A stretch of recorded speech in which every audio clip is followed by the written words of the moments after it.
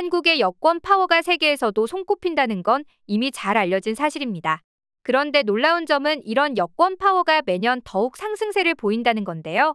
헨리 여권지수라는 매년 전 세계 여권 파워를 매년 합산해 산출하는 통계에 따르면 올해 대한민국의 여권지수는 전년보다 한 단계 상승하며 2위를 차지했습니다.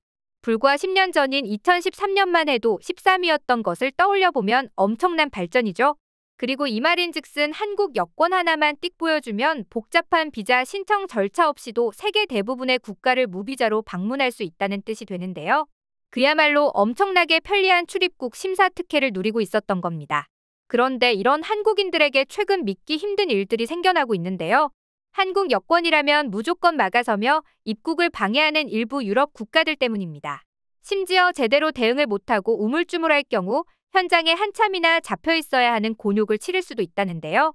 대체 여권 파워가 강하기로 유명한 한국에 무슨 일이 생기고 있는 걸까요? 자세히 알아보도록 하겠습니다. 한때 중국인들 유럽 여행 시 공항에서 발작하는 순간이란 제목으로 인터넷 커뮤니티 글이 올라와 화제가 된 바 있었죠. 해당 글 속에는 입국 심사가 가장 까다롭기로 소문난 영국의 런던 히드로 공항을 비롯해 유럽 여러 나라들의 공항 안내판 사진이 담겨 있었는데요. 많은 중국인들이 이 사진들을 보며 분노를 참지 못한 이유는 대면 심사 없이 입국 프리패스가 가능한 국가들에 한국이 유럽 국가들과 나란히 자리했기 때문이었습니다. 매사에 한국에 자격지심을 갖는 중국인들이 한국인들과의 격차를 실감하고 분노한 건데요. 이렇듯 유럽 국가들의 한국인 전용 게이트가 생길 만큼 공항에서 편리한 입국 수속을 해왔던 한국인들. 그런데 지금 일부 공항에선 한국인들이 입국 심사대에서 당황했다는 후기들이 종종 들려와 충격을 주고 있습니다. 한국 여권을 보여주면 입국을 막아서는 입국 심사원들 때문이죠. 예를 들어 에스토니아에선 한국 여권만 들이밀면 제지를 당하며 의문의 종이 하나를 건네받게 된다고 하는데요. 한국인이 당황해서 펼쳐보면 그 종이엔 이런 질문들이 빼곡히 적혀 있다고 합니다. 인순이의 직업은?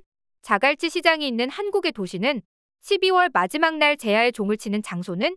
동대물과 땡땡땡이 마르고 닳도록 이 빈칸에 들어갈 단어는? 이 질문들의 목적은 다름 아닌 한국 여권을 내미는 당사자가 진짜 한국인인지 아닌지 확인하기 위함이라는데요. 언뜻 문제의 답이 너무 쉽다고 생각할 수도 있지만 막상 당황한 상태에서 이런 질문을 마주치면 백지 상태가 되어 헷갈리는 경우도 적지 않다고 합니다.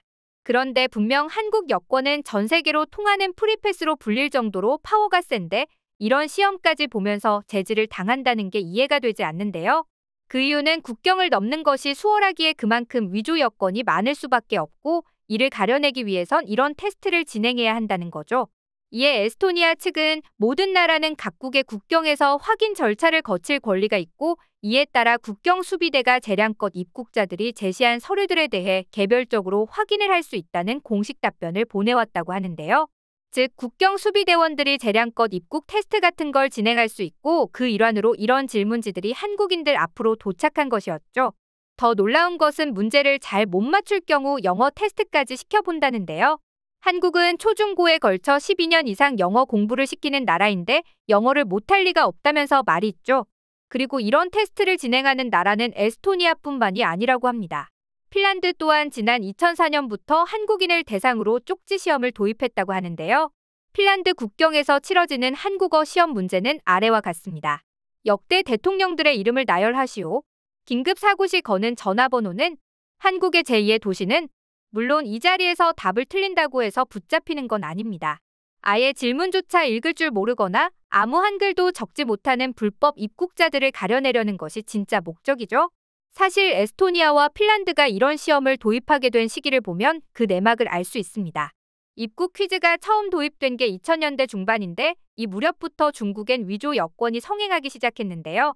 2005년 외교통상부 집계에 따르면 중국 내 외국인 여권 분실 건수의 80% 정도가 대한민국 여권이었다고 전해지죠. 중국 당국은 이렇게 분실된 한국인 여권의 70~80%가 미입국 등 불법 행위에 사용된 것으로 파악했는데요. 실제 당시 유럽에서는 위조 한국 여권을 든 중국인이 종종 적발됐고 이 때문에 이런 황당한 퀴즈들이 생겨나게 된 겁니다.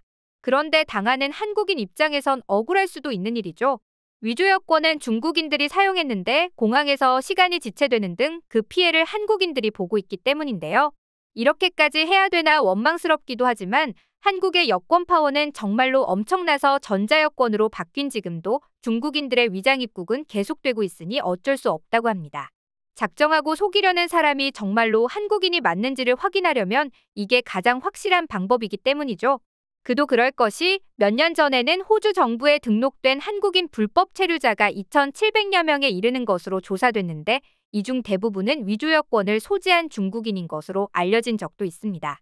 한국 여권을 손에 넣은 이들 대부분은 한국인 관광객들이 해외에서 분실했거나 훔친 여권을 사들여 사진을 바꿔치기 하는 수법을 사용하는 것으로 파악됐는데요. 그리고 이런 범죄 수법은 최근까지도 계속해서 나타나고 있습니다. 불과 1년 전 가짜 한국 여권을 이용해 미국으로 가려던 중국인이 환승지인 파나마에서 붙잡힌 일도 있었죠.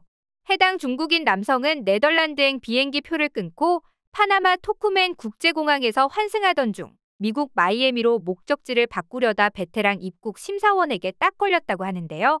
심지어 같은 해브라질 상파울루 과를료스 국제공항에서 미국으로 향하던 외국 국적자 역시 대한민국 위조 여권을 브라질 출입국에 제시하다 당국에 의해 적발되기도 했습니다. 이렇듯 코로나 시국에는 잠잠했던 위조 여권 적발 건수가 지난해부터 다시 급증하고 있는데요. 외교부에 따르면 최근 10년간 한국 여권 분실 건수는 100만 건이 넘는 것으로 집계됐는데 특히 프랑스, 스페인, 미국, 이탈리아 순으로 도난 사고가 많이 발생한 것으로 집계되었습니다. 그리고 이런 여권들은 얼굴 생김새가 한국인과 비교적 비슷하면서도 여권의 힘이 강하지 않은 중국인들에 의해 주로 악용되는 것으로 드러났죠. 실제로 국력으로만 따지면 미국이나 중국 여권이 1등이어야 하지만 미국은 여권 파워 순위에서 7위, 중국은 66위를 차지하며 대한민국에 비하면 위상이 턱없이 낮습니다. 특히 중국의 경제적인 파워나 영향력에 비하면 66위라는 순위는 납득이 안 갈 정도로 초라한 성적인데요. 이는 다름 아닌 중국인들의 심각한 불법 체류 문제 때문입니다. 전 세계 어디서나 자기들끼리 차이나 타운을 만들어 사건 사고를 일으키는 중국인 불법 이민자들 때문에 각국 정부는 오늘날에도 심각한 골머리를 앓고 있죠. 이런 중국인들에 비하면 한국인들은 불법 체류자도 거의 없고 도덕성이 높아 해외에서 범죄를 저지르는 일도 적습니다. 선진적인 시민의식, 어딜 가도 민폐를 끼치지 않는 신뢰도가 쌓인 결과로 해외에서 엄청나게 무해한 이미지를 구축하게 되었죠. 그렇다 보니 중국인들은 이런 점을 더욱 악용하여 한국 여권 위조 범죄에 손을 뻗고 있는 건데요. 오죽하면 우리나라 외교부는 해외여행 시 여권 도난이나 분실을 주의하라는 안내를 몇 개월에 한 번씩 발부할 정도입니다. 그리고 한국인들은 막강한 여권 파워 때문에 여권 분실 시 받게 되는 페널티도 결코 가볍지 않습니다. 일단 여권을 1회 잃어버려도 분실 여권 사실이 등록되죠. 이를 국가 간에 공유를 하기 때문에 입국 심사 과정이 까다로워질 수도 있는데요. 또한 5년 동안 2회 이상 분실한 경우 여권 유효기간에 제한이 생깁니다. 더 나아가 5년 동안 3회 분실을 했거나 1년에 2번 이상 분실했을 땐 경찰 조사를 받을 수도 있죠. 대한민국 여권은 입국할 수 있는 국가가 워낙 많다 보니 위조를 방지하기 위해 이런 식으로 페널티도 불사하고 있는 겁니다.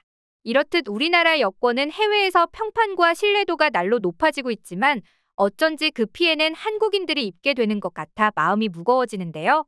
부디 앞으로 여권의 보안 기술이 더 발전해 유사한 일이 되풀이되질 않길 바라며 오늘 영상 마치겠습니다.